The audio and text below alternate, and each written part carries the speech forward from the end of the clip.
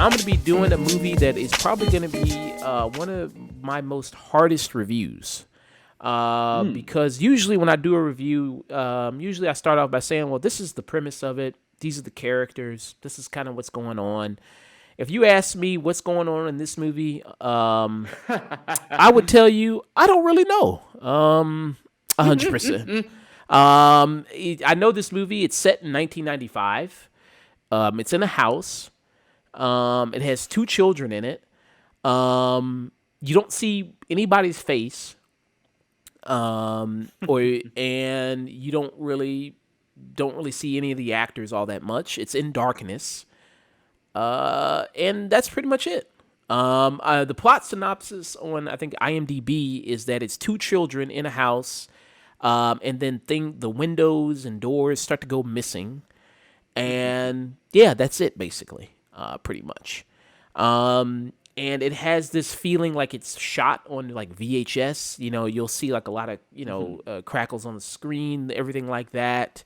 You'll be looking at an image and it looks like something is moving in that image, kind of as it is, because everything's kind of in this darkness and looks like something kind of moving. These children that you see that they're watching TV, and you see old cartoons playing on the TV. And you hear voices, that you see subtitles because a lot of it is kind of distorted. And sometimes you don't even fully understand what some people are saying. And you kind of have that in the movie.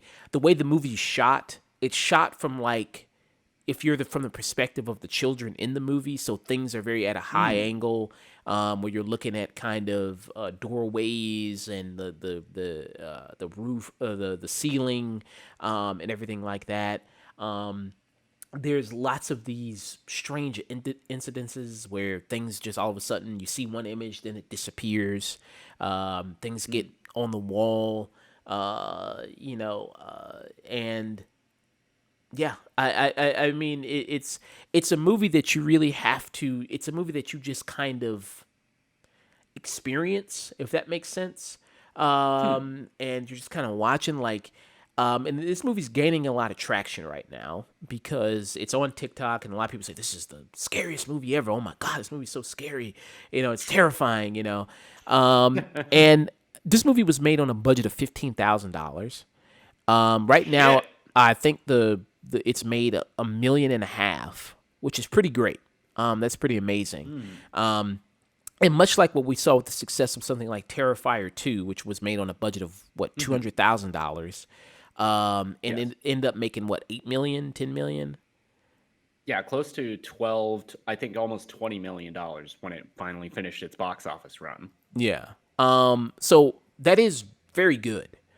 Just through word of mouth, which we saw with Terrifier 2 and even Barbarian as well last year, of how that can really help a movie. And this has helped this movie of people going what the hell is this? What's kind of going on? And it's a movie I fully expect people to go what the hell was that?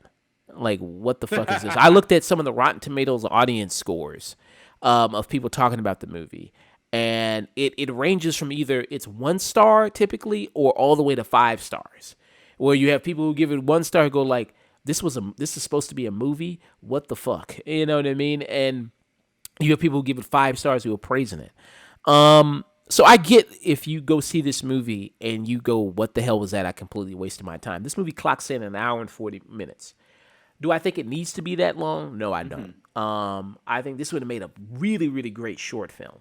If this was 30, 40 minutes, really, really great short film. Because after a while, it kind of feels like it's kind of doing the same thing kind of over again.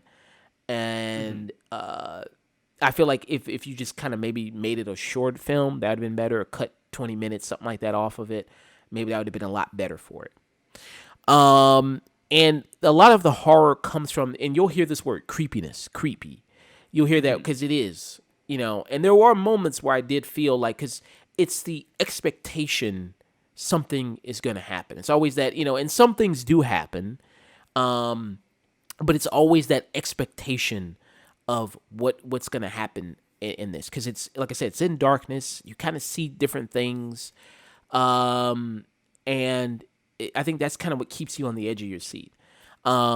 And there's a lot of different theories and things going around about this movie, about the meaning of the movie and what it's supposed to be. And some people think it's like a fully just a nightmare and dream-esque, or is it this or is that? It's people just saying like, well, it's talking about abuse and trauma, Hmm. because you see the movie through the kid's perspective and think about what it's like to be a kid and not fully knowing and understanding, things what's going on. How is that for you as a child, and the perception of that, how is that? Um, and so I love discussing that type of stuff, Hmm. with the movie and talking about all these different theories, with it and what it could mean and everything like that. So I think that's very interesting. You'll hear some comparisons of like the Blair Witch, or Okay. Paranormal Activity. I never saw the Blair Witch. I've never seen Paranormal Activity, the first one, or I don't think I've Hmm. seen any of the Paranormal Activity, so I can't really compare it to anything like that.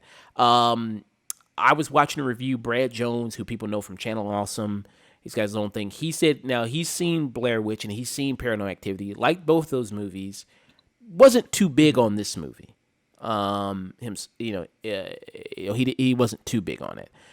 So I don't know if you are big on those movies, if you do like them a lot, will you love this? I don't know, maybe not.